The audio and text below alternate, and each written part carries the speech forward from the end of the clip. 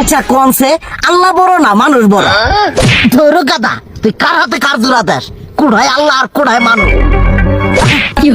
যেটা কবার কইছে ওইটা কন। আল্লাহ বড় না মানুষ বড়? আল্লাহ তো বড়। আল্লাহ বড়, তাহলে আল্লাহর কথা না হই না মানুষের কথা শুনেন কে? কি কইতাছস? কি আর আল্লাহর কথা মানে না মানুষের কথা মানে? হ্যাঁ, কি আর মানুষের কথা শুনেন তাই না? আমনে যে ওই দিনকে ডায়াবেটিসের রোগ নিয়ে যে হাসপাতালে গেলেন, ডাক্তার আপনারা কত কিছু খাবার না করলো, সব কিছু না খাই এখন চলতেছেন। তাহলে আল্লাহ যে আপনারা কইছে যে হারাম খাবার না, সুদ খাবার না, কই আপনি তো কাম কাজ বাদ দিয়ে এলাকার আমাদের টাকা পয়সা না গায়ে খালি ওইলে দিয়েই খান, নিজেরা টেও হালাল ভাবে কামাই করেন না, ওই সুদ তো না কটা টিয়া করে লাভ আহে ওইলে দিয়ে দিয়ে চলেন আর পেটা বড় বানাইছেন। শুনেন একটা কথা কই, হারামের কোনোদিন আরাম নাই।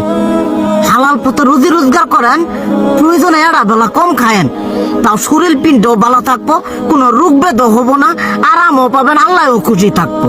তুই আমার এইভাবে বুঝাবি আগে কইলি না কে?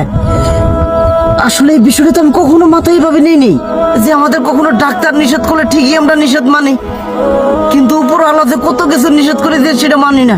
আর এই যে হারাম পথে টিয়া পয়সা কামাই করতেছেন, শরীরের মধ্যে দুনিয়া রোগ ব্যাধ হয়েছে, দেখা যাইতেছে যা টিয়া হারাম পথে কামাই করতেছেন তার তো বেশি টিয়া মনে করেন জ্বলে যাইতেছে গা বেশি। আজকের পর থেকে আমি আর এই হারাম সুদ খামো না, আমি হালাল পথে চলবো, হালাল টাকা পয়সা ইনকাম করবো। এতে করে যদি একবেলা কমও খাইতে হয় তবুও খামো, তবু আমি আর এই হারাম পথে চলবো না। আচ্ছা ঠিক আছে।